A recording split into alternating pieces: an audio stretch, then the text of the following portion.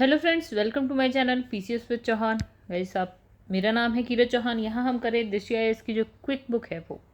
तो अभी जो हमारा सब्जेक्ट चल रहा है वो है भारतीय संविधान, राज्य व्यवस्था एंड गवर्नेंस। ठीक है इस और चैप्टर चल रहा है हमारा तीसरा, पार्ट 2 करेंगे, मतलब तीसरे का ही पार्ट 2 है। ठीक है, और जो चैप्टर है वो है भारतीय संविधान का निर्माण, उसकी प्रमुख विशेषताओं की बात कर लेंगे। चलिए, एक पार्ट हम कर चुके हैं, आगे देखेंगे अभी। और गाइस यहाँ पे मेरा व्हाट्सएप नंबर है, आप चाहे तो इसे सेव कर सकते हैं। कोई हेल्प चाहिए तो आप मुझे व्हाट्सएप कर सकते हैं। गाइस मेरा टेलीग्राम पेज भी आप जो है ना ज्वाइन कर सकते हैं। ठीक है, और इसकी लिंक आपको डिस्क्रिप्शन में मिल जाएगी, डिस्क्रिप्शन बॉक्स में। तो दोस्तों, जो हम कल कर रहे थे वो था भारतीय जो संविधान है भारत का, उसकी प्रमुख विशेषताओं की बात करी। तो पहला हमने देखा था सबसे लंबा लिखित संविधान है हमारा, विभिन्न स्रोतों द्वारा लिया गया है, मतलब कहाँ से क्या लिया गया, किस देश के संविधान से हमने क्या लिया है अपने संविधान में, ये देखा हम लोगों ने। ठीक है, अब हम देखेंगे नम्यता और अनम्यता का मिश्रण है, इसका मतलब फ्लेक्सिबिलिटी और इनफ्लेक्सिबिलिटी की ये बात कर रहा है। चलिए देखें क्या मतलब है इसका। देखिए यहाँ पे क्या लिखा है। यहाँ लिखा है जो भारत का संविधान है वो ना तो लचीला है और ना ही बहुत ज़्यादा कठोर है। मतलब ना लचीला आप कहेंगे ना कठोर कहेंगे, ये दोनों का मिश्रण हो गया। आर्टिकल 368 है, ठीक है, उसके तहत दो प्रकार से हम संविधान में संशोधन कर सकते हैं। ठीक है, देखिए लचीला ना लचीला होने का क्या मतलब है, हम बहुत आसान, मतलब देखिए ये भी नहीं कहा गया जो संविधान यानी कि जो कॉन्स्टिट्यूशन हम जो बन गया है वो बना रहेगा, उसमें कोई भी चेंज आप नहीं कर सकते, ऐसा भी नहीं कहेंगे हम। ठीक है, और हम ये भी नहीं कहेंगे कि कॉन्स्टिट्यूशन में आप आसानी से कोई चेंज कर दें, ये भी नहीं कहेंगे हम। मतलब चेंज भी कर सकते हैं लेकिन इतनी आसानी से नहीं कर सकते, लचीला भी है लेकिन कठोर भी है, मतलब दोनों का मिश्रण। अब इसने कहा, जैसे कि यहाँ पे बात करी 368 आर्टिकल की, तो इसने कहा आप दो तरीके से संविधान में संशोधन कर सकते हैं। जैसे एक होता है विशेष बहुमत से, ठीक है, और एक होता विशेष बहुमत से, मतलब कि ये हो गया कि जितने भी सदस्य उपस्थित है ना सदन में, ठीक है, संसद ही करेगी, तो जैसे लोकसभा राज्य, तो इसने कहा कि जितने भी सदस्य उपस्थित हैं वह मत देने में भाग लेने वाले सदस्यों का कितना होना चाहिए विशेष बहुमत में, 2/3। सपोज 100 सदस्य हैं तो इनका 2/3 की ये बात कर रहा है। ठीक है, मतलब जितने सदस्य उपस्थित हैं और मतदान करने वालों में कितने सदस्य करें, 2/3। ठीक है, और ये होता है विशेष बहुमत। और दूसरा क्या होता है ना, विशेष बहुमत तो करना ही करना है, प्लस उसके साथ जैसे हमारे यहाँ सपोज जितने भी राज्य हैं, ठीक है, उस तो इसका जो आधे राज्य है ना, इसके आधे राज्य, तो इनसे भी आपको क्या बोलते हैं, अनुमोदन इनका भी जरूरी है। मतलब विशेष बहुमत तो हमें चाहिए और आधे राज्यों का भी अनुमोदन हमें चाहिए। कुछ इस तरह के संविधान संशोधन होते हैं, मतलब दो तरीके से संविधान संशोधन होते हैं। इसके अलावा इसने कहा कि संविधान के कुछ प्रावधान आम विधायी प्रक्रिया की तरह जो है संसद में सामान्य बहुमत के माध्यम से संशोधित हो जाते हैं। मतलब कुछ ऐसी चीज़ें हैं जो सामान्य बहुमत से भी हो जाएंगी। ठीक है, बस मतलब 100 लोग बैठे हैं तो 100 का आधा हो गया 50 + 1, अगर इतने भी वोट मिल गए तो संविधान का संशोधन हो जाएगा, ये सामान्य बहुमत से हो गया। चलिए अब नेक्स्ट देखो हमारा संविधान कैसा है। यहाँ पे हमारे पास क्या है, एकल नागरिकता। मतलब देखिए क्या है कि भारतीय संविधान भारत के प्रत्येक नागरिक को क्या करता है, एकल नागरिकता प्रदान करता है। मतलब आपके पास सिर्फ एक नागरिकता है, मेरे पास सिर्फ एक नागरिकता है। नागरिकता संबंधित जो प्रावधान है, अगर हम बात करें संविधान में कहाँ लिखे, तो हमने कहा था संविधान के 22 भाग हैं, तो जो दूसरा भाग है उसमें लिखा है नागरिकता से संबंधित प्रावधान। एक बात, और कौन से आर्टिकल में लिखा है, आर्टिकल 5, 6, 7, 8, 9, 10, 11 तक लिखे हैं नागरिकता से संबंधित। अच्छा, इसमें लिखा है एक अधिनियम है भारतीय नागरिकता अधिनियम 1955 द्वारा क्या होता है कि भारतीय नागरिकता निम्नलिखित 3 तरीके से आप प्राप्त कर सकते हैं। मतलब ये नहीं है कि आप भारत में रहते हैं तो ही आप भारतीय नागरिक हो सकते हैं, बाहर का आदमी भी जो है भारतीय नागरिकता प्राप्त कर सकता है 3 तरीके से। पहला, देखो किसी भी व्यक्ति को भारत की नागरिकता किस किस बेसिस पे, पहली कि उसका जन्म भारत में ही हुआ, ठीक है, तो जन्म से। फिर है वंश क्रम से भी हो सकता है, परदादा यहाँ रहते हैं, फिर दादा यहाँ रहते हैं, पिताजी यहाँ रहते हैं, तो आप हो सकते हैं। ठीक है, फिर इसने कहा कि ओके गाइस 5 तरीके से होता है, यहाँ 3 लिखा था गाइस, क्या लिखा था, यहाँ लिखा था नागरिकता निम्नलिखित तरीके से। ठीक है, 5 तरीके होते हैं जिससे आपको भारत की नागरिकता मिलती है। जन्म से हो गया, वंशानुगत, वंश से हो गया आपका, रजिस्ट्रेशन करके भी आप भारत में आ सकते हैं और यहाँ की नागरिकता ले सकते हैं। फिर देखिए इसको एक्सप्लेन यहाँ पे फिलहाल नहीं किया गया है, ठीक है, आप ऐसे। और देशीयकरण से हो सकता है, और भूभाग मतलब अभी सपोज कि जैसे ये भारत है, ठीक है, भारत के से अलग कोई एक भाग है। बाद में भारत ने इस पार्ट को भी भारत में ऐड कर लिया, तो यहाँ पे रहने वाले जो लोग हैं ना वो भी भारत के हो जाएंगे। ठीक है, अब देखिए यहाँ पे लिखा है सार्वभौमिक वयस्क मताधिकार, ये भी हमारा संविधान में लिखा हुआ है। देखिए क्या है, इसमें लिखा है कि जो प्रत्येक नागरिक है ना भारत का, उस जिसने 18 साल पूरे कर लिए हैं, 18 का हो गया, 18 साल पूरे कर लिया, उसे धर्म, जाति, लिंग, साक्षरता, संपदा के आधार पर मतदान देने से मना नहीं किया जा सकता। मतलब अगर आप 18 से ज़्यादा हैं तो आप वोट कर सकते हैं, चाहे आप किसी भी धर्म के हो, किसी भी जाति से, कोई मतलब नहीं। अब इस यहाँ लिखा है कि क्या, इसने कहा कि 1989 में क्या हुआ, 61वां संविधान संशोधन अधिनियम होता है, उससे आता है कि जो वोट करने की उम्र है ना, पहले थी, इससे पहले कितनी थी, 21 साल थी। लेकिन जब ये 61वां संविधान संशोधन अधिनियम आता है 1989 में, तब ये हो गया कि भैया अब वोट करने वाले की जो उम्र हो जाएगी वो 18 साल हो जाएगी, और 18 साल से ज़्यादा तो है ही। दूसरा अब नेक्स्ट हम बात करेंगे कि जो संविधान में किसकी बात करिए, स्वतंत्र और निष्पक्ष न्यायपालिका की बात करिए। ठीक है, मतलब समझिए एन इंडिपेंडेंट एंड क्या है, फेयर जुडिशरी की बात हुई। तो भारतीय संविधान एक क्या है, स्वतंत्र, एकीकृत, निष्पक्ष न्यायपालिका का प्रावधान करता है। ठीक है, भारत में न्यायिक व्यवस्था में एक क्रम पाया जाता है। ठीक है, जैसे सबसे ऊपर क्या है हमारे पास, सर्वोच्च न्यायालय है। देखिए सबसे ऊपर हमारे पास क्या होता है, सुप्रीम कोर्ट होता है, उससे नीचे उच्च न्यायालय यानी कि हाई कोर्ट होता है, उससे नीचे डिस्ट्रिक्ट कोर्ट्स होते हैं, मतलब जिला अधीनस्थ न्यायालय होते हैं। ठीक है, ठीक है, तो ये क्रम है गाइस। ठीक है, ओके। तो सर्वोच्च न्यायालय जो है ना, नागरिकों का जो फंडामेंटल राइट्स यानी कि मूल अधिकार है उसकी रक्षा करने के साथ क्या करता है ये, मतलब आपके मूल अधिकारों की तो रक्षा कर रहा है, प्लस संविधान का भी क्या कर रहा है, संरक्षक होता है। कौन, सर्वोच्च न्यायालय। ठीक है, आगे बढ़ते हैं और देखते हैं क्या खूबियां हैं हमारे पास। तो संसदीय संप्रभुता, न्यायिक सर्वोच्चता में क्या है, समन्वय, मतलब जो न्यायालय, मतलब संसद की बात करी इसने, मतलब यहाँ पे संसद की बात करी और सर्व न्यायपालिका की बात, न्यायपालिका की बात। तो इसने कहा संसद संप्रभु है, न्यायपालिका सर्वोच्च है। तो भैया अब इसने दोनों को स्ट्रांग बताया एक तरीके से, तो भैया यहाँ पे समन्वय स्थापित करना पड़ेगा। ठीक है, चलिए देखिए, भारतीय संसदीय प्रणाली जो है हमारी ब्रिटिश संसदीय प्रणाली से ली गई है, एक बात हमने ब्रिटेन से लिया है। सर्वोच्च न्यायालय एक और न्यायिक समीक्षा की शक्ति के से माध्यम से क्या करता है, असंवैधानिक कानून को अवैध घोषित कर देता है।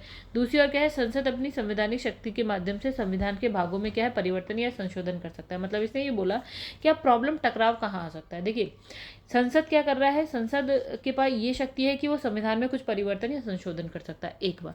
लेकिन अब न्यायपालिका क्या कर सकती है, सर्वोच्च न्यायालय क्या कर सकता है गाइस, अगर ये संशोधन क्या होता है, असंवैधानिक हुआ, संविधान के अकॉर्डिंग नहीं हुआ, तो क्या करता है, वो उसकी न्यायिक समीक्षा करता है और उसे अवैध घोषित कर सकता है। ठीक है, आगे बढ़ते हैं। अब संविधान की सर्वोच्चता है भारत में, बिल्कुल है। अब देखिए यहाँ पे क्या लिखा है कि संविधान की सर्वोच्चता आशय है कि, मतलब संविधान की सर्वोच्चता से क्या मतलब है कि संविधान जो है देश का सर्वोच्च क्या है, कानून है। संविधान को ही मानिए, संविधान के अनुसार ही चलेंगे हम लोग। ठीक है, सरकार के सभी अंगों को संविधान द्वारा निर्दिष्ट सीमाओं के अधीन रहकर कार्य करना पड़ता है, जो लिखा है उसके अकॉर्डिंग ही काम करना पड़ेगा। यदि विधायिका द्वारा निर्मित कानून, मतलब अगर संसद या विधानसभा, विधानमंडल जो भी है, विधायिका जो है अगर कोई कानून बनाए या राष्ट्रपति द्वारा जारी कोई अध्यादेश है, वो संविधान के जो आधारभूत ढांचा है ना, बेसिक स्ट्रक्चर है, अगर उसके विरुद्ध हो जाए ना, तो न्यायपालिका इसको कहेगी भैया ये अवैध है, हम नहीं मानेंगे। ठीक है, आगे बढ़ जाते हैं। तो आगे क्या लिखा है हमारे पास, लिखा है संसदीय शासन प्रणाली है हमारे पास, राइट। तो संसदीय शासन प्रणाली का मतलब क्या होता है, देखिए क्या होता है कि भारत का जो संविधान है ना, वो ब्रिटेन की तरह संसदीय शासन प्रणाली के तहत शासन संचालन करता है। जैसे ब्रिटेन में हिसाब किताब, वैसा भारत, जो विधायिका और कार्यपालिका के मध्य समन्वय सहयोग पर आधारित संसदीय शासन प्रणाली। यहाँ पे विधायिका है, कार्यपालिका है, ये दोनों के पास शक्तियाँ भी अलग अलग है और इनके मध्य क्या होगा, समन्वय भी होगा। अगर आपको ठीक ठाक करना है तो भैया इन दोनों के मध्य समन्वय भी है, इन दोनों के मध्य सहयोग भी रहेगा, तभी हिसाब किताब सही से चलेगा। अब देखिए संसदीय लोकतंत्र के अंतर्गत क्या, संसद की भूमिका अहम होती है। ठीक है, इसमें राष्ट्रपति और राज्यपाल जहाँ कार्यपालिका के नाम मात्र प्रधान होते हैं, वहीं प्रधानमंत्री या मुख्यमंत्री की बात करें या मंत्रिपरिषद जो है कार्यपालिका के वास्तविक प्रधान होते हैं। मतलब दो, देखिए हमारे पास दो लोग हैं। अगर हम केंद्र के लेवल पे देखें तो हमारे पास एक कौन है, हमारे पास एक राष्ट्रपति है और एक हमारे पास प्रधानमंत्री है। तो इसने कहा कार्यपालिका का नाम, ओके गाइस, तो कार्यपालिका, राष्ट्रपति जो होता है ना, कार्यपालिका का नाम मात्र का प्रधान है। सारी शक्ति, मतलब देखने को कहा जाए तो राष्ट्रपति इंपॉर्टेंट है, लेकिन हाँ नाम मात्र का है। सारी शक्ति प्रधानमंत्री की बात है। वैसे ही राज्यपाल और मुख्यमंत्री की बात होती है, ठीक है। वास्तविक प्रधान कौन हो गया? केंद्र में प्रधानमंत्री और राज्य में मुख्यमंत्री व मंत्रिपरिषद है। अब इसमें लिखा है संसदीय लोकतंत्र का आशय ये भी है कि संसद की व्यवस्था में जनता द्वारा चुने प्रतिनिधि द्वारा शासन चलाया जाता है। अगर हम बात करें लोकसभा की, ठीक है, संसद में दो वो है, तो अगर हम बात करें दो सदन होते हैं, लोकसभा और राज्यसभा, ठीक है। तो लोकसभा में डायरेक्ट आप चुन के भेज देते हैं, राज्यसभा में क्या है, इनडायरेक्टली जो है सदस्य चले जाते हैं प्रतिनिधि, आपका प्रतिनिधित्व करने, ठीक है। नेक्स्ट यहाँ देखिए मूल अधिकार लिखा है, मूल कर्तव्य, नीति निर्देशक तत्व लिखे हैं, ठीक है। चलिए देखते हैं। तो देखिए यहाँ पे ना संविधान की अगर हम बात करें, जो भाग 3 है ना, उसमें हमने किसकी बात करी है? हमने मूल अधिकारों की बात करी है, यानी कि आपके फंडामेंटल राइट्स की बात करी। और कौन से आर्टिकल से लेकर कौन से आर्टिकल है? तो 12 से 35 तक है, हाँ। और वर्तमान में हमारे पास कितने मूल अधिकार हैं? तो 6।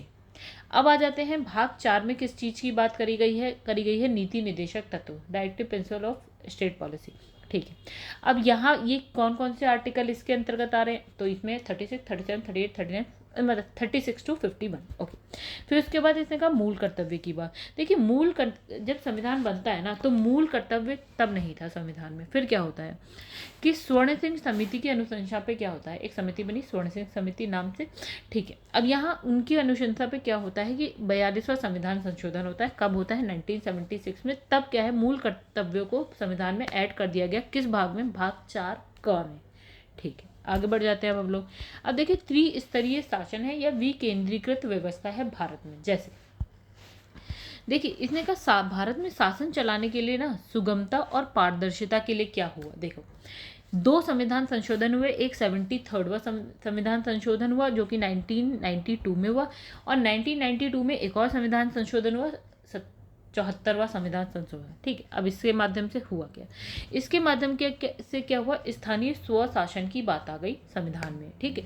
अब देखिए अब हमारे पास क्या है, 3 स्तर पे शासन चल रहा है। एक केंद्र स्तर पर, दूसरा राज्य के स्तर पर, तीसरा स्थानीय स्तर पर, जो आप पंचायत कहते हैं। तो ये हो गया त्रिस्तरीय शासन व्यवस्था। जो पंचायत वाली कहानी आई थी ना, स्थानीय स्तर वाली, वो इन दोनों संविधान संशोधन अधिनियम से आई, 73, 74। मतलब 73 में आपका पंचायत आ गई, 74 में आपकी नगर पालिका आ गई। बहुत अच्छी बात, आगे बढ़ते हैं। अब इसने कहा विश्व के अन्य संविधानों में ऐसा नहीं है, ओके। आगे बढ़ते हैं, आपात उपबंध भी देख लेते हैं। आपातकाल लगता है देखो भारत में।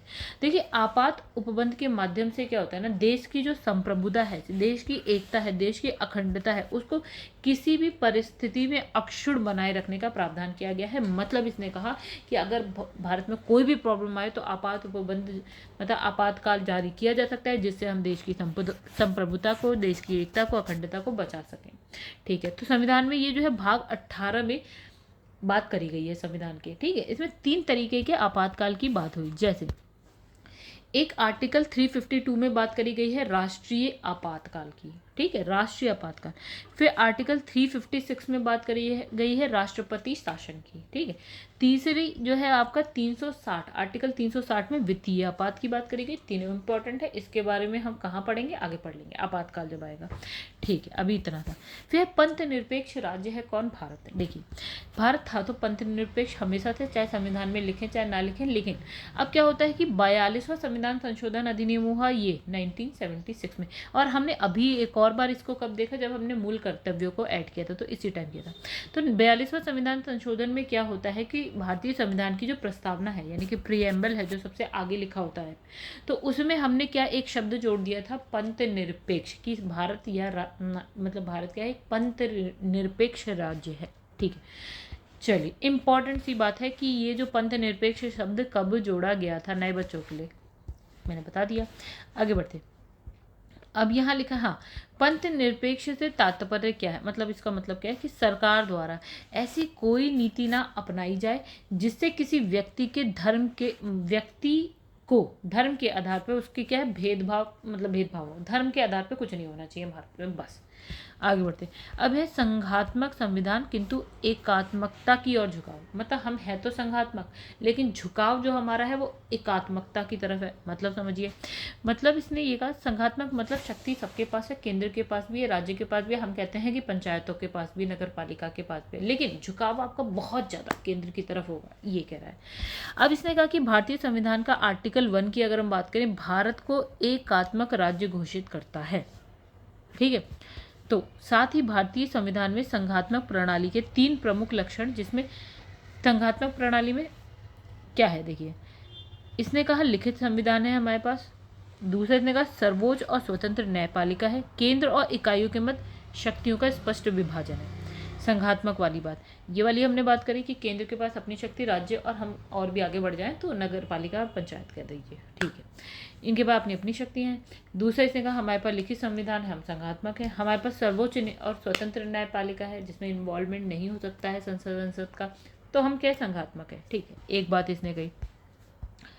अब देखिए भारतीय संविधान की विशेषताएं देख ली, और एकात्मकता की तरफ, यानी कि भारत को एकात्मक राज्य घोषित करता है। साथ ही भारतीय संविधान में संघात्मक प्रणाली के 3 नियम, आर्टिकल 1 कहता है एकात्मक राज्य भारत को। ठीक है, अच्छा अब आ जाते हैं यहाँ भारतीय संविधान की विशेषताएं देख लेते हैं क्या क्या भैया भारतीय, अभी जो हमने पढ़ा वही। एक हमने देखा, क्या देखा, मताधिकार सार्वभौमिक, यानी 18 साल से ज़्यादा है तो भैया वोट दे सकते हो आप जाके।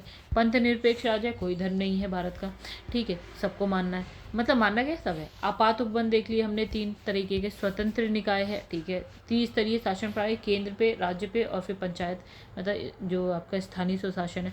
फिर नीति निदेशक तक जो हमने 42वें संविधान संशोधन से ऐड किया, नहीं नीति निदेशक तो पैसे, मूल कर्तव्य को 42वें संविधान संशोधन से हमने ऐड किया है। फिर इसमें लिखा है मूल अधिकार, हमने देख लिया अभी। संविधान संसदीय संप्रभुता और न्यायिक सर्वोच्चता में समन्वय देखा, स्वतंत्र और निष्पक्ष न्यायपालिका देख ली, संसदीय शासन प्रणाली देख ली हमने, ठीक है। और हमने क्या देखा गाइस, और हमने देखा अल्पसंख्यकों, अनुसूचित जाति, अनुसूचित जनजाति के लिए विशेष प्रावधान देख लिए हमने, ठीक है।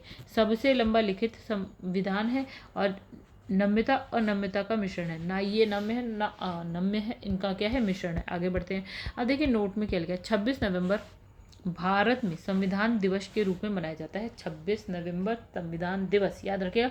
शुरुआत 2015 में हुई है, क्योंकि ये वर्ष के संविधान निर्माता भीमराव अंबेडकर की 150वीं जन्म, मतलब इनका बर्थडे था, 125वां सॉरी, ठीक है, 2015 में 125वां बर्थडे था इनका, भीमराव अंबेडकर का। तो तब से हमने क्या करा, 26 नवंबर को संविधान दिवस घोषित कर दिया, ठीक है, मनाया जाता है।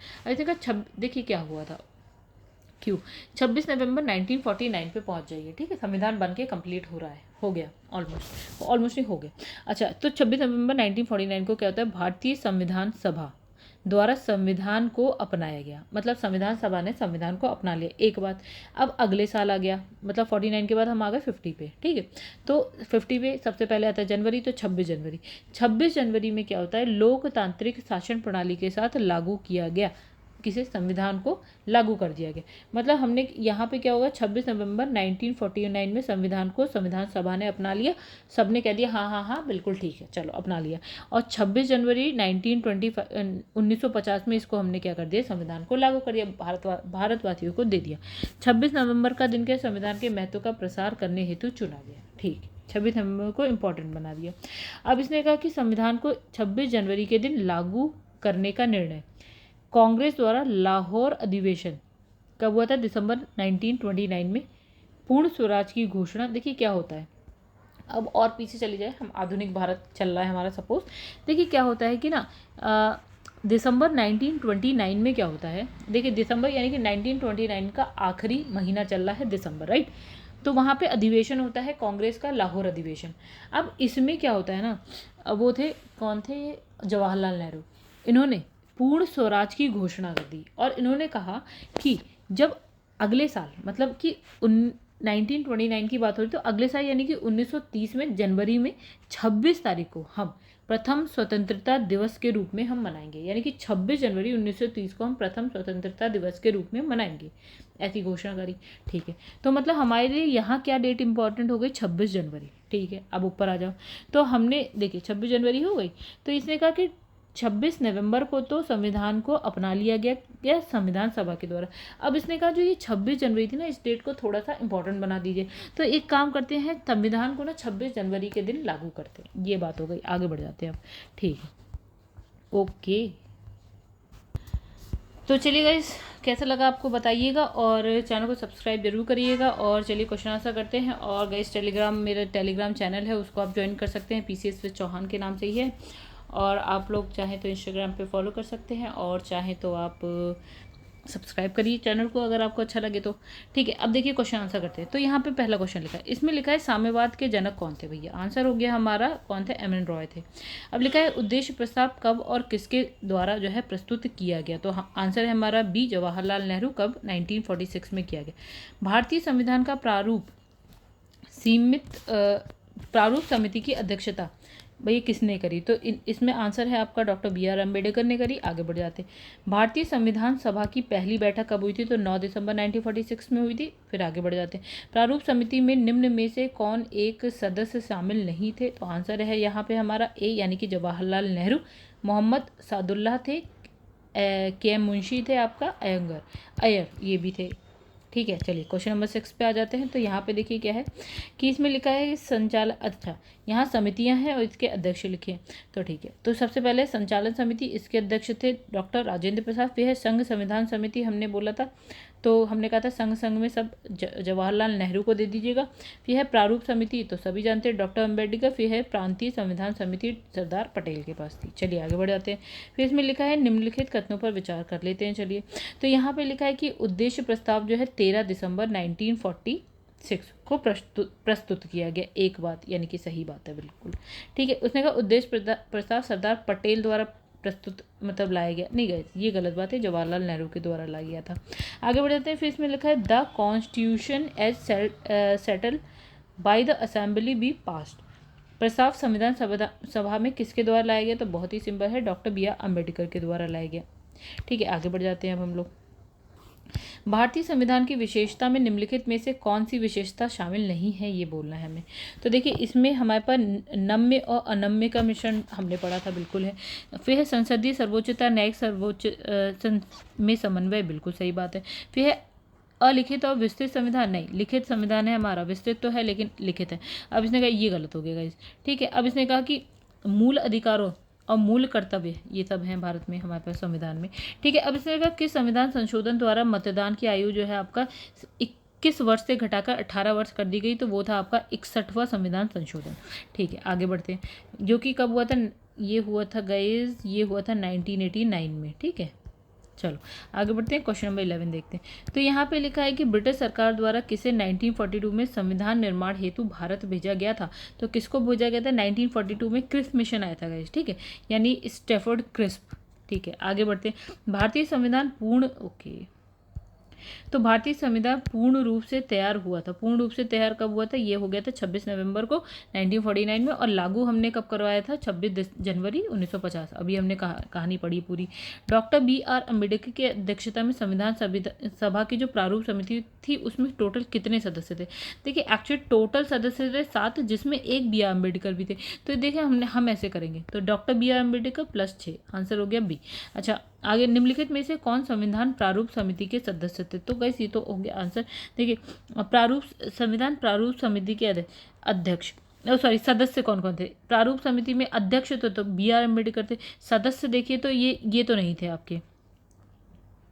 ठीक है, जवाहरलाल नेहरू नहीं थे, सरदार पटेल नहीं थे, बचे ये गोपाल स्वामी थे, N गोपाल स्वामी थे, और कृष्ण स्वामी अय्यर थे। गाइस 2-4 बार आप पढ़ेंगे ना, 7 के 7 सदस्यों, मतलब अम्बेडकर साहब और 6 सदस्यों को पढ़ेंगे तो याद हो जाएगा, 2-4 बार पढ़िएगा। भारतीय संविधान निर्माण से संबंधित निम्नलिखित कथनों में से कौन सा सही है, ये बताना है हमें। देखिए पंडित नेहरू के उद्देश्य प्रस्ताव का जो संविधान सभा द्वारा स्वीकार किया गया था, संविधान के निर्माण पर असर था, सही बात। फिर उद्देश्य का बहुत महत्वपूर्ण उद्देश्यों की पूर्ति करती है, तो ऐसा कुछ नहीं, मतलब सॉरी बिल्कुल गाइस, अगर उद्देशिका की बात करें पूरे संविधान के बारे में बताते हैं। संविधान को भारत के लोगों ने क्या है आदेशित किया था, बिल्कुल सही बात है। राज्य के मुखिया को लोग प्रत्यक्ष रूप से जो है निर्वाचित करते थे। तो गाइस ये जो है राज्य के मुखिया को प्रत्यक्ष रूप से निर्वाचित नहीं करते थे। ठीक है, बाकी आपका 1 2 3 सही है, 4 गलत। अच्छा आगे बढ़ते हैं। इसमें लिखा है संविधान सभा द्वारा स्थापित मूल अधिकार और अल्पसंख्यकों के लिए सलाहकार समिति के अध्यक्ष कौन थे? तो आंसर है हमारा पंडित नेहरू थे। संविधान को 26 जनवरी के दिन लागू करने का निर्णय इसलिए लिया गया था, क्योंकि देखिए वही वाली कहानी 26 जनवरी 26 जनवरी ये 19 ये नहीं सॉरी गाइस, देखिए क्या हुआ था कि जो 26 जनवरी 1930 को भारत की प्रथम स्वतंत्रता की घोषणा कर दी गई थी। ठीक है, तो ऐसा ऑप्शन में कहीं पे भी ऐसा नहीं। स्वतंत्रता दिवस कांग्रेस ने इस तिथि को 1930 में स्वतंत्रता दिवस समारोह के रूप में मनाया था। तो गाइस हाँ ये सही है, सॉरी ये सही है। ठीक है, तो 26 जनवरी 1930 में क्या करा था, स्वतंत्रता दिवस समारोह के रूप में कांग्रेस ने मनाया था। अच्छा अब आ जाते हैं भारतीय संविधान के निर्माण के समय संवैधानिक सलाहकार कौन थे? इंपॉर्टेंट क्वेश्चन, BN राव थे। ठीक है, आगे बढ़ते हैं। भारत सरकार द्वारा राजकीय चिन्ह कब से अंगीकृत किया गया था? राजकीय चिन्ह कब से अंगीकृत किया गया था? 26 जनवरी 1950 से किया गया था। भारत में समवर्ती सूची की संकल्पना कहाँ से ली गई? तो गाइस ये समवर्ती सूची जो भारत में आई है वो ली गई है ऑस्ट्रेलिया के संविधान से। चलिए आगे बढ़ जाते हैं। फिर यहाँ पे लिखा है कि भारत की संघात्मक व्यवस्था निम्नलिखित में से किस देश से संबंधित है? कहाँ से ली गई संघात्मक व्यवस्था? तो हम अगर संघ की सारी बात करते हैं तो गाइस यहाँ पे हम बात करेंगे कनाडा की। फिर इससे आगे बढ़ जाते हैं। लिखित संविधान का जो प्रारंभ है निम्नलिखित में से किस देश से? तो गाइस देखिए संविधान सबसे पहले आ गया ब्रिटेन में, लेकिन लिखित संविधान की बात करें तो अमेरिका नाम याद रखिएगा। फिर इसके बाद भारतीय मूल संविधान में शामिल थे। देखिए जब भारत का संविधान बनता है तो उसमें 22 भाग थे। ठीक है, 8 अनुसूचियां थी और 395 जो है इसमें आर्टिकल्स थे। चलिए नेक्स्ट क्वेश्चन। भारतीय संसदीय प्रणाली ब्रिटिश संसदीय प्रणाली से इस बात में भिन्न है। मतलब देखिए ब्रिटिश संसदीय प्रणाली भारतीय संसदीय प्रणाली दोनों ऑलमोस्ट एक जैसी है, लेकिन अलग कहाँ पे? देखिए भारत में ना न्यायिक पुनरावलोकन है लेकिन ब्रिटेन में नहीं है। बाकी वास्तविक और नाममात्र दोनों प्रकार की कार्यपालिका है, भारत में भी ऐसा वहाँ पे भी ऐसा। सामूहिक उत्तरदायित्व की प्रणाली दोनों में एक जैसी है और द्विसदनीय विधायिका है दोनों में। ठीक है, आगे बढ़ते हैं। फिर इसने लिखा है कि भारत के संविधान में उद्देशिका का विचार लिया गया है। तो इसने कहा USA के संविधान से लिया गया। उद्देशिका कहाँ से लिया गया? USA के संविधान से, मतलब उसका विचार, ना कि उद्देशिका पूरी। अब देखिए यहाँ पे है क्वेश्चन नंबर 26। हाँ 26। भारतीय राजनीतिक व्यवस्था में इसमें से कौन सर्वोच्च है? ठीक है, तो हमारे में तो भैया संविधान ही सर्वोच्च है और कुछ नहीं। फिर उसके बाद निम्नलिखित में से कौन सी एक भारतीय संघ राज्य पद्धति की विशेषता नहीं है? अच्छा चलिए देख लेते हैं सारे पढ़ के। तो देखो भारत में स्वतंत्र न्यायपालिका है, सही बात है। केंद्र और राज्य के बीच शक्ति का स्पष्ट विभाजन, ये भी सही बात है। संबद्ध होने वाली इकाइयों को राज्यसभा में असमान प्रतिनिधित्व दिया गया है, ये भी सही है क्योंकि राज्यसभा में सभी के लिए प्रतिनिधित्व समान नहीं है। फिर से लिखा ये संबद्ध होने वाली इकाइयों के बीच एक सहमति का परिणाम है। गलत कैसे? ये गलत है, ये राज्यों के बीच सहमति का परिणाम नहीं है। चलो अब इसमें लिखा भारतीय संविधान में राज्यों का संघ की संकल्पना को प्राप्त किया गया है। तो कहाँ से? ब्रिटिश नॉर्थ अमेरिका अधिनियम से। ठीक है, आगे बढ़ जाते हैं। फिर इसमें लिखा निम्नलिखित कथनों पर विचार कर लेते हैं। चलो इसमें भारत एक लोकतांत्रिक देश है, बिल्कुल सही बात है। ठीक है, भारत का अपना एक संविधान है, ये भी सही बात है। देखिए कथन भी सही, कारण भी सही। कथन कारण की ऐसा कोई सही व्याख्या नहीं करता है। आगे बढ़ते, मतलब इसका आंसर हो जाएगा क्या हो जाएगा? B। ठीक है, आगे बढ़ जाते हैं। अब लिखा है भारत का संविधान देश की आवश्यकताओं की पूर्ति करता है, सही बात है। इसको एक ग्रहणीय संविधान कहा जाता है, तो दोनों बात सही है। तो गाइस इसमें भी यही होगा कि दोनों सही है। R जो है ना यानी कि कारण कथन की सही जो है स्पष्टीकरण नहीं करता है। चलो आगे बढ़ जाते हैं हम। फिर इसमें लिखा है भारतीय संविधान सभा में कुल कितनी महिलाएं थी? तो टोटल थी 15 महिलाएं। अब आगे बढ़ जाते हैं। फिर इसमें लिखा है संवैधानिक प्रावधान है और उसके स्रोत हैं, मतलब विधि का शासन आपने किस देश के संविधान से लिया है या ये सब किस देश के संविधान से लिया? तो देखिए सबसे पहले अगर हम बात करें तो गाइस विधि का शासन की बात करें, विधि यानी कि कानून की बात करें तो ये हमने कहाँ से लिया है? विधि का शासन हमने लिया है आपका ब्रिटेन यानी कि इंग्लैंड वाले से। ठीक है, यानी कि यह हमने इससे लिया है। अब है विधि द्वारा स्थापित प्रक्रिया की अगर आप बात करें तो हमने ये लिया है जापान से। फिर है राष्ट्रपति के विचारार्थ राज्यपाल द्वारा विधेयक सुरक्षित करना, ये हमने कहाँ से लिया है? तो हमने ये वाला लिया है आपका कनाडा से।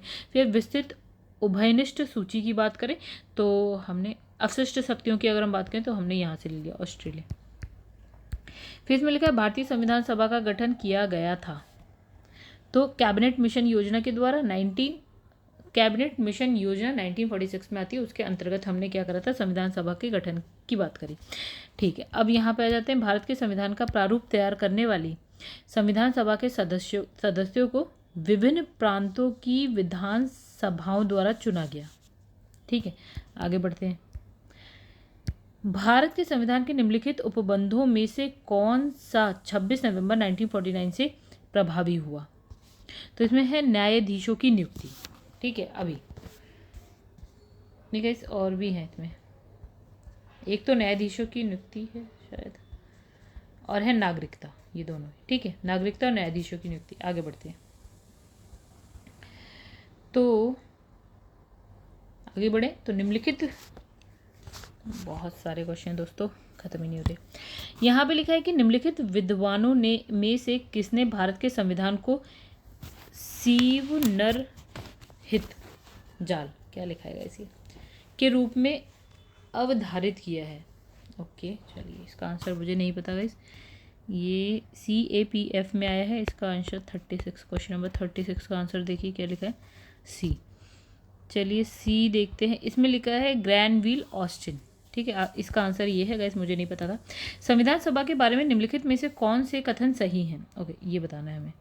तो इसमें लिखा है कि ये वयस्क मताधिकार पर आधारित नहीं है, संविधान सभा के बारे में। ठीक है, संविधान सभा की बात कर रही है, सही बात कही है इसने, तब वयस्क मताधिकार के आधार पर नहीं थी। अब लिखा है कि ये प्रत्यक्ष निर्वाचन से बनी है, तो ये गलत बात है, प्रत्यक्ष निर्वाचन से नहीं बनी है। ये एक बहुदलीय निकाय है गाइज, ये वाली बात भी गलत है, बहुदलीय निकाय नहीं है, मोस्टली इसमें सदस्य कांग्रेस के थे। अब इसने लिखा है कि ये विभिन्न समितियों के माध्यम से कार्य करती, ये बात सही है, क्योंकि हमारे पास बहुत सारी समितियाँ थी उस वक्त। ठीक है, आगे बढ़ जाते हैं, मतलब पहला और चौथा सही है। अब इसे, ओ माय गॉड, क्वेश्चन तो देखो, इसमें लिखा है संविधान का प्रारूप जैसा विचरित किया गया था वह केवल देश के शासन के लिए तंत्र उपलब्ध कराता है। ठीक है, ये सत्ता में किसी विशेष दल को स्थापित करने की प्रयुक्ति नहीं है, जैसा कि कुछ देशों में किया गया है। सत्ता में कौन है इसे जनता के विनिश्चयार्थ छोड़ दिया गया है। ओह माय गॉड, जैसा कि होना ही चाहिए यदि इस तंत्र को लोकतंत्र के परीक्षण पर खरा उतरना है। बाप रे बाप, इसमें क्या बताना है? इसमें बताना है कि संविधान निर्मात्री सभा के विचार विमर्श किसने कहा है, श्रेय किसे है, मतलब ये लिखने का श्रेय किसको दिया गया भाई साहब। तो इसका आंसर भी गाइस मुझे नहीं पता है। चलिए इसका भी देख लेते हैं, 38 का आंसर क्या है। तो इसका आंसर है बी में कौन था, तो ये थे बी में थे डॉक्टर BR अम्बेडकर। गाइस पढ़ लीजिएगा दोबारा, ऐसा क्वेश्चन बहुत मुश्किल से ही आता है। आगे बढ़ जाते हैं। अब देखिए यहाँ पे लिखा है सूची 1 2, इन दोनों को, भारत के संविधान को बनाने में भूमिका, व्यक्ति और भारत। ओके, तो देखिए समिति, संविधान सभा के समय जो समितियां थी ना, उसकी ये बात करें तो अगर हम बात करें राजेंद्र प्रसाद की, ठीक है, तो ये थे संविधान सभा के अध्यक्ष थे। ठीक है, स्थायी अध्यक्ष बने थे जब आपकी 11 दिसंबर को जो बैठक होती है 1946 में होती है गाइस। अब उसके बाद देखिए क्या है, एक मिनट दोस्तों, TT कृष्णमाचारी, तो ये थे सदस्य थे प्रारूप समिति के। फिर इसमें है HC मुखर्जी की अगर हम बात करें तो ये उपाध्यक्ष थे संविधान सभा के, हमने पढ़ा था। BR अम्बेडकर की बात करें, अध्यक्ष थे। ये प्रारूप बहुत आसान है तो गाइस, इसमें कुछ भी मुश्किल नहीं था। फिर निम्नलिखित में से कौन सी विशेषता ब्रिटिश संविधान से भारत के संविधान में ली गई है? तो देखिए संसदीय व्यवस्था एक तो ली गई है, एक बात। न्यायपालिका की स्वतंत्रता तो नहीं है भैया ब्रिटेन में। विधि निर्माण प्रक्रिया ले ली गई है, और ये कानून का शासन ये भी ले लिया गया है भैया, सब ले लिया। एक नहीं लिया, न्यायपालिका की स्वतंत्रता नहीं। इसमें लिखा इसमें से कौन जो है संविधान सभा की प्रारूप समिति के सदस्य नहीं थे। ठीक है, तो देखिए इसमें से कौन नहीं थे उनकी बात करें तो हमारा जो आंसर है ना, BN राव नहीं थे। ठीक है, अयंगर मतलब NG अयंगर थे, KM मुंशी थे, और मोहम्मद सादुल्ला, ये तीनों ही थे। फिर संविधान सभा द्वारा अंगीकृत ऐतिहासिक उद्देश्यों के कथन के संबंध में निम्नलिखित कथनों में से कौन सा सही है, ये बताना है हमको। ठीक है, तो देखिए इसमें लिखा उद्देश्यों के कथन ने अपने सभी उत्तरवर्ती चरणों से संविधान के रूप निर्माण की को जो है प्रणीत किया है, ठीक है। और इसमें लिखा है यह केवल एक प्रस्ताव भर ही नहीं था बल्कि एक घोषणा, एक दृढ़ संकल्प, एक प्रतिज्ञा। बिल्कुल सही बात है। इसने क्या है, हमारे संविधान का अंतर्निहित दर्शन जो है प्रदान किया है। बिल्कुल, आप इसे देख लीजिए, आपको पता चल जाएगा आपका संविधान क्या है, ठीक है। अब यहाँ जाइए, निम्नलिखित में से कौन संविधान सभा का अध्यक्ष था? फिर से वही बात, आसान है, राजेंद्र प्रसाद थे, ठीक है, स्थायी सदस्य अध्यक्ष बने थे ये। अच्छा, फिर इसमें से कौन जो है भारत के संविधान की प्रारूप समिति का सदस्य नहीं था? फिर वही बात आ गई। तो इसमें देखिए, अम्बेडकर तो थे ही थे, फिर है के मुंशी भी थे, फिर अय्यर भी थे, मतलब कृष्ण स्वामी अय्यर भी थे, और ये जो है एम के गांधी जी नहीं थे। और इसमें लिखा है भारत के संविधान के निर्माण में संविधान सभा की मदद करने वाले 2 लोक सेवक निम्नलिखित में से कौन थे? लोक सेवक कौन थे 2? ठीक है, तो आंसर है आपका बी एन राव थे और मुखर्जी, एस एन मुखर्जी थे। फिर इसमें लिखा है संविधान सभा के किस सदस्य ने यह समाधान प्रस्तावित किया कि भारत की राष्ट्रीय ध्वज यानी समान अनुपात में केसरी यानी कि ऑरेंज जो कलर होता है, सफ़ेद और फिर हरे रंग का क्षैतिज तिरंगा हो, जिसके बीच में क्या हो गया, गहरे नीले रंग का एक चक्र होगा। ये किसने कहा? तो ये थे, आंसर है आपका, ये था जवाहरलाल नेहरू का, ठीक है। चलिए गाइस, यहाँ पे हो गए सब कुछ, हिसाब किताब खत्म। यहाँ पे आप आंसर देख सकते हैं, ठीक है, जो भी हमने क्वेश्चन देखे। और गाइस उसके बाद बात करेंगे तो संविधान, अच्छा ये क्वेश्चंस भी आप देख सकते हैं मुख्य परीक्षा के लिए, ठीक है। इसे मैं हर बार स्किप कर देती हूँ, जिसका बुक नहीं है उसके लिए ज़रूरी है, ठीक है। यह क्वेश्चन आप देख सकते हैं। आगे बढ़ते हैं, देखिए अब जो नेक्स्ट चैप्टर हम पढ़ेंगे संविधान की प्रस्तावना की बात करेंगे, प्रिएम्बल ऑफ द कॉन्स्टिट्यूशन की बात करेंगे, नेक्स्ट वीडियो में करेंगे गाइस। अगर आपको घटना चक्र की वीडियो देखनी है तो आप चैनल की प्लेलिस्ट में चले जाएगा। टेलीग्राम पेज मेरा जो है चैनल जो है उसको आप ज्वाइन कर सकते हैं, PCS विद चौहान के नाम से ही आराम से आपको मिल जाएगा, ठीक है। और क्योंकि लोगो सेम है दोनों का। और उसके बाद गाइस अगर आप चाहें तो इंस्टाग्राम मेरा किरत चौहान के नाम से है, अगर आप चाहें तो फॉलो कर सकते हैं। और क्या है, बस इतना काफ़ी है गाइस। चलिए बंद करते हैं, अब नेक्स्ट वीडियो में मिलेंगे, तब तक के लिए धन्यवाद।